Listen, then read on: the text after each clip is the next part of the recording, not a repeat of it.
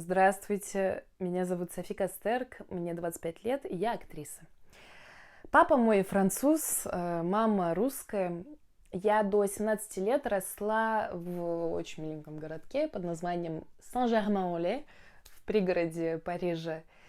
И в 11 классе примерно я сходила на спектакль БДТ «Вишневый сад». У них были здесь гастроли.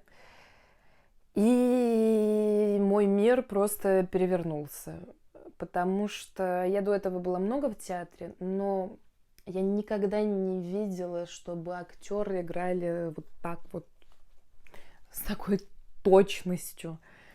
И я поняла, что я хочу научиться играть именно так. Я узнала, что в России есть театральные вузы, и просто всех бросила и поехала поступать. Поступила я в Щепку, училась на курсе Юрия Мефодича Ольги Николаевны Соломиных. Потом Щепка не хотела меня отпускать, потому что Юрий Мефодич меня позвал еще преподавать.